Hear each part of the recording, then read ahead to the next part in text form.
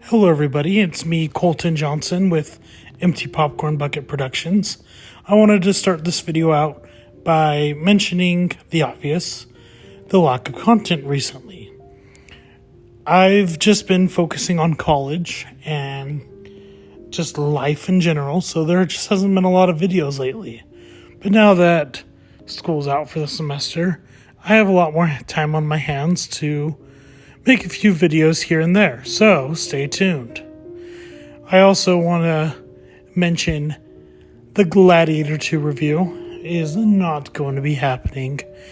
I did enjoy the movie, and if I do a recap of the movies of 2024, I'll talk about it in that video.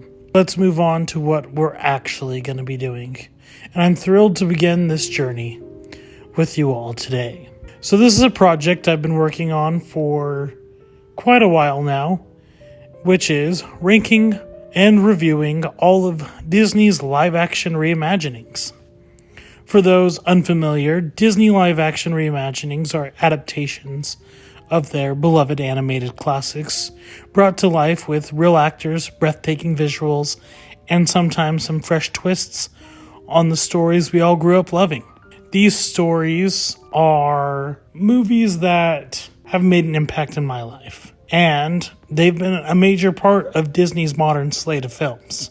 While they've sparked plenty of debate among fans and critics, I cannot deny how exciting it is as a Disney fan to see the movies I grew up with reimagined in a whole new way. To prepare for this video, I watched 16 of Disney's live-action reimaginings, starting from 2010's Alice in Wonderland all the way to last year's The Little Mermaid. And I even went back to 1996's 101 Dalmatians starring Glenn Close, which is technically one of the earlier reimaginings.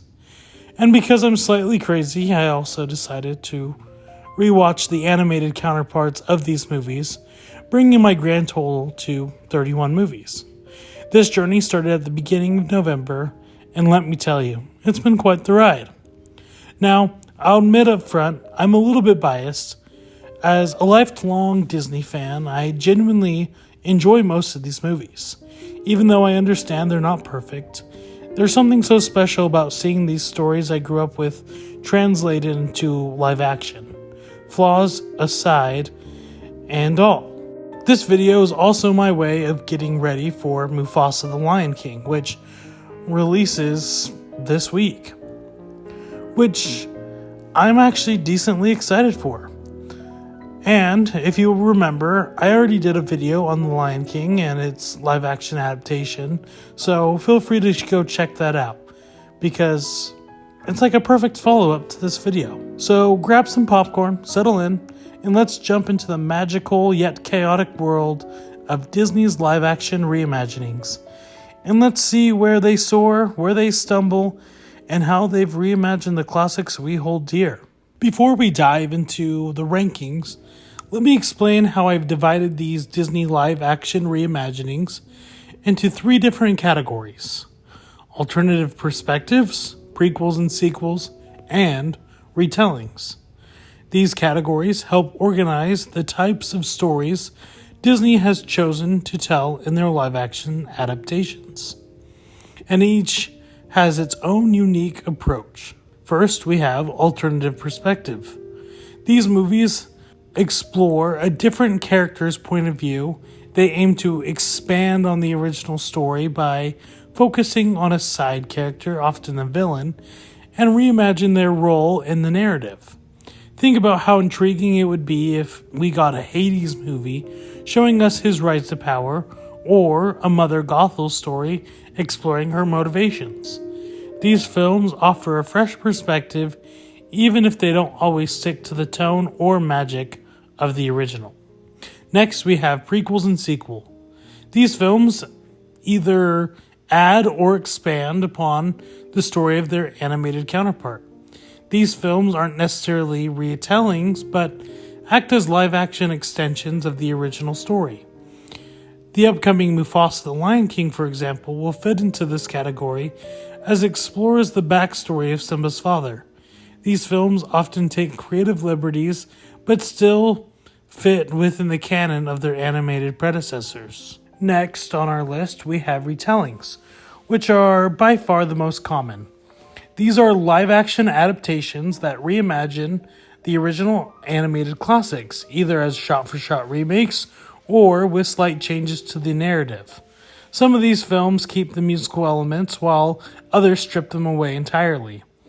This category also includes retelling sequels, which take the original story and expand on it, remaining mostly true to the original animated version.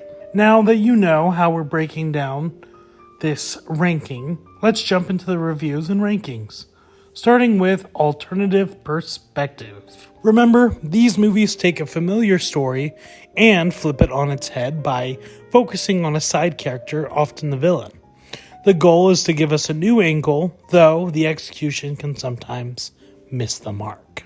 The only one on this list is Maleficent, released in 2014. This movie tells the story of the iconic villain from Sleeping Beauty, reimagining her as a misunderstood character rather than the mistress of evil we know from the animated classic. While there are some captivating moments and stunning visuals, the film spends too much time humanizing Maleficent, which waters down her intimidating, powerful persona. Instead of leaning into her darker side, the movie portrays her more sympathetically, and while I get the approach, it feels like a missed opportunity to embrace her villainy. Angelina Jolie does an incredible job in the role, and the movie looks great, but the pacing can sometimes feel slow, and it doesn't quite hit the magic of what it could have been.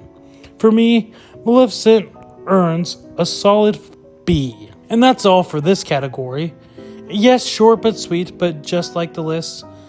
Now, let's move on to prequels and sequels. As we move on to the prequels and sequels category, remember this consists of the live-action movies that either expand the story of their animated counterpart or act as a direct continuation. These films aren't retellings, but instead they aim to explore new perspectives or timelines while staying connected to the original canon. Some are great, while others not so much. And on our list we have Alice in Wonderland from 2010. This movie technically acts as a sequel to Lewis Carroll's original story. Alice, now a young adult, returns to Wonderland, or Underland as it's called here, and must stop the Red Queen and the Jabberwocky. It's directed by Tim Burton, and this movie is full of wacky visuals and a bold color palette. I do have fond memories of seeing this at the El Capitan Theater in Hollywood when it first came out, but even at age 10, I felt a little bit let down. I wanted more of a live-action remake of Disney's animated Alice in Wonderland, and this wasn't that. This movie has its moments with strong performances and striking visuals, but it's overly chaotic and struggles to fully deliver its vision.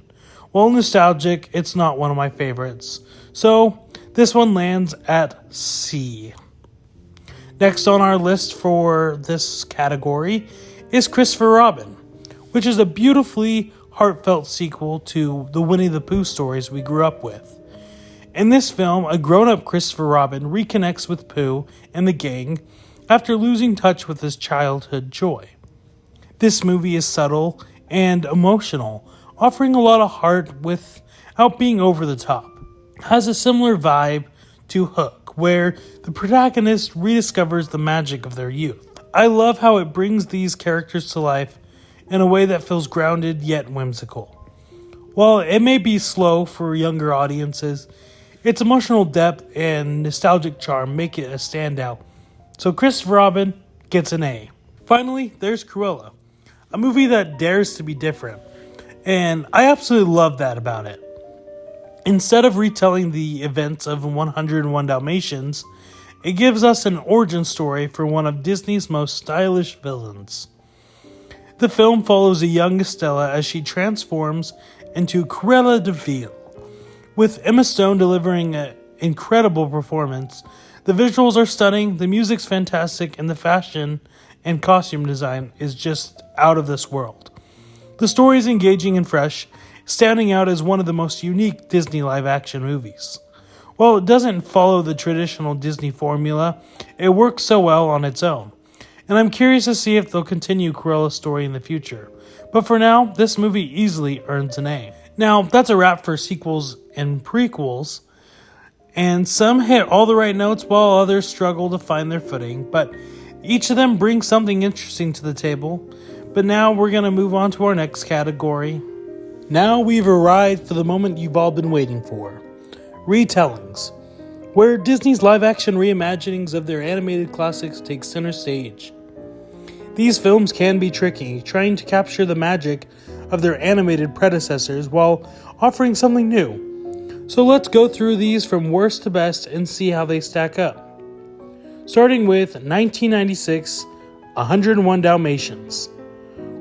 I was curious about this going in. It's been years since I've seen it, especially after revisiting the original. But unfortunately, it feels like a modern rehash that, one, feels dated and doesn't add much to the table. While there are some fun moments with Glenn Close's portrayal of Cruella de Vil, it still falls short from being anything memorable, and it's a reimagining through and through, but it's also the lesser of the two that come from this story. So this one ranks as a D. Next up on the list is Dumbo.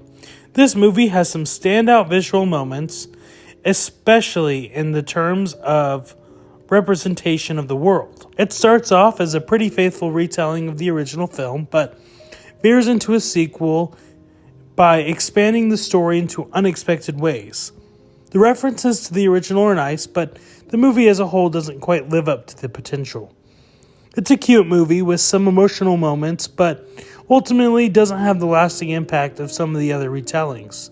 So this one gets a C. Next up is Mulan. This film took a very different direction from the original, and for the most part, it doesn't quite capture the charm or energy of the original. It misses out by not including some of the important things from the original, like musical numbers and Mushu, which really served a good part of the film.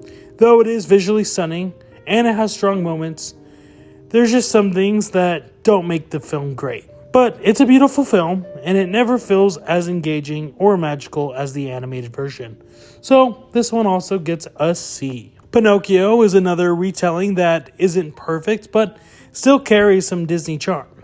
Visually, the film is beautiful, and the performances aren't too bad. I actually really liked Luke Evans as the coachman. While the movie may have been overhated by some, it still doesn't quite live up to the expectations set by the animated classic. It's a decent watch for kids, but it doesn't have the same lasting appeal. This one also gets a C. Next up is The Lion King remake. And this one's a tricky one, because I imagined going into it seeing something spectacular, and I wish I could have seen it on the big screen, but all it is a hyper-realistic rehash of the original, a shot-for-shot remake with no emotional depth, and I didn't connect with the characters as much as the original. The music was still good, but it still feels a bit off, and with the lack of expressions in the animal faces, it makes the movie hard to fully engage with. So this one gets a C.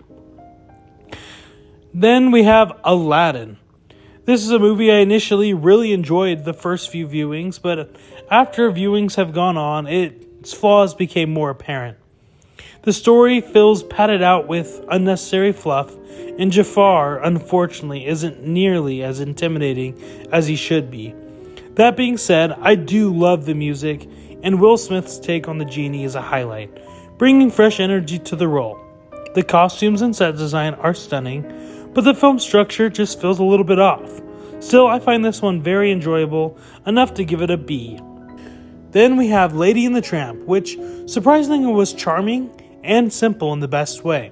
It stays faithful to the original while adding a new song and some tweaks, but for someone who hadn't really seen the original much, this was a perfect way to experience the story for the first time, and it's not overly flashy, but it does a great job telling a timeless tale. So this one gets a B. Peter Pan and Wendy had a lot of potential. It was a fun modern take of the classic, but over time I've recognized the imperfections. Well, it has its charms, and it doesn't quite capture the magic of the original, which honestly is one of my favorite all-time Disney movies. The soundtrack is great, and the visuals are pleasing, but the film could have used more color and energy to elevate the storytelling. But this one gets a B. Next, we have the best of the bests. First, we have The Little Mermaid. I absolutely adored this one. Halle Bailey as Ariel was phenomenal. She brought so much heart to the character and made it her own. The music was great, with some of the most magical moments in the film being the iconic songs we know and love. There's only one song that fell flat, and that was just Scuttle's song. But other than that, the movie hit all the right notes. It feels just as magical and enchanting, making it one of the most best live-action remakes. This one easily earns an A. Another fantastic reimagining is the Beauty and the Beast remake.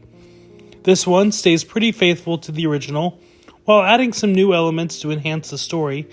The visuals are absolutely stunning, and the music is still iconic, with some of the original songs getting a fresh modern twist.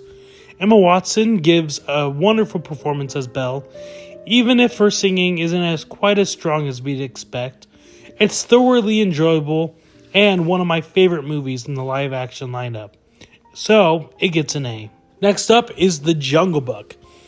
And it's honestly one of the best, just to start it out. And, in my opinion, I think it surpasses its original predecessor. That's a hot take. The visuals are breathtaking. The inclusion of the original songs was done so seamlessly into the story. And the casting, including Bill Murray and Idris Elba, do a fantastic job. The film's perfect balance of adventure, humor, and heart makes it a standout. So this one gets an A. Last but not least is Cinderella, a nearly perfect live-action adaptation in every way. It captures the charm of the original film while adding some new depth to the characters, especially Cinderella herself. The visuals are stunning and the soundtrack is just beyond beautiful. Though I do wish they included the original songs somehow. The performances are spot on and it remains magical and one of the best retellings. So this one gets a solid A. Now that wraps up the retelling segment. From the not-so-great 101 Dalmatians to the stunning Cinderella, Disney has had a lot of successes, yet they've had a few fumbles in this category. Each of these films brings its own take on the classics, for better or worse. And since this is a ranking video, here's my full ranking of all the movies together. A tier is Cinderella, Beauty and the Beast, Christopher Robin, Little Mermaid, Jungle Book, and Cruella. For B tier, we got Aladdin, Peter Pan and Wendy, Lady and the Tramp, Maleficent. For C tier, we got Lion King, Pinocchio, Mulan, Dumbo, and Alice in Wonderland. And finally, with D tier, we have 101 Dalmatians.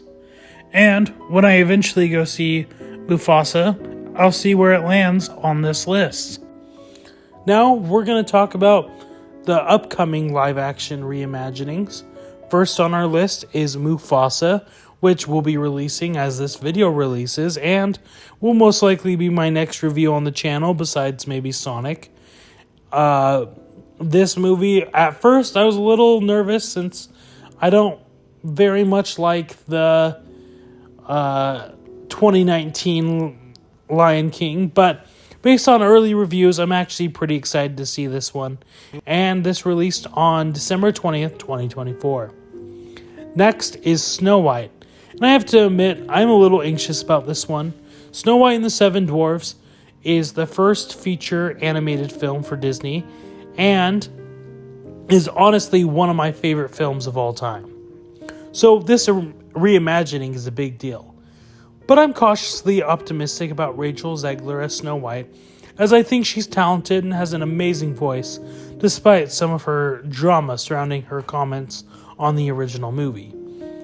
My big concern here, though, is how its use of CGI, it might be too much, And from the trailers, I'm a little nervous on how they use the visual effects. But I'll stay optimistic and keep my fingers crossed. But Snow White is set to release on March 21st, 2025. Lilo and Stitch. This one I'm actually super excited for. The marketing for this movie already has been so solid, and on the screen I'll show a few examples of that. Lilo and Stitch is one of my all-time favorite Disney movies, and since Hawaii has such a special place in my heart, I'm thrilled to see it brought to life in live action. The cast looks fantastic with some newcomers and some familiar faces like Zach Galifianakis as Jumbo.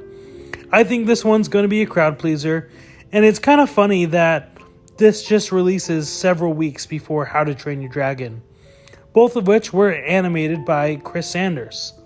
And then Dean Fleischer-Camp, the director of Marcel the Shell's Shoes On, is at the helm, which gives me even more confidence in how this will turn out. And Lilo and Stitch is set to release on May 23rd, 2025. Next is Moana, and I would say I'm a tad bit mixed on this one. I absolutely adored the 2016 animated Moana, and the sequel's not too bad. So this live-action version has some huge shoes to fill. On one hand, the potential is there, especially with the return of Dwayne Johnson as Maui, but I hope they just don't try to replicate the original. Maybe add some more layers to the story or expand on certain elements, and I'm sure it will do incredibly well at the box office, though, because Moana is a beloved film. This one is set to release July 10th, 2026. And then two more, there's not a lot of information, is they're planning on doing live-action Hercules as well as Tangled, but there's not a lot. I just hope that they bring back Danny DeVito for the Hercules movie. But those are the upcoming reimaginings, and they're definitely intriguing, and I can't wait to see how they turn out. And there you have it. We have reached the end of the video. Thank you for taking this long journey with me and taking a deep dive into Disney's live-action reimaginings and ranking them and reviewing them and looking ahead to what's to come with some exciting new releases from Cinderella's magical charm to Lion King's hyper-realistic misstep. It's been a roller coaster ride of reimagining Disney classics. Before we wrap up, I just wanted to share that I'm working on a new podcast, which is a passion project that I've been wanting to do for a while. It's definitely a work in progress, so be patient. But for my channel, I'm hoping to release a Sonic review this weekend, as well as Mufasa. Well, I think Sonic actually will probably already be released, but Mufasa sometime next week. And at least one Christmas movie review for Christmas, so keep an eye out for that. And of course, more movie reviews are coming your way. If you enjoyed this video, be sure to like and subscribe to Empty Popcorn Bucket Productions, and don't forget to check out my last video. Now, I want to hear from you. What's your favorite live-action reimagining? Which animated movie would you love to see reimagined next? Drop your thoughts in the comments below, and I'll see you in the next video. Bye!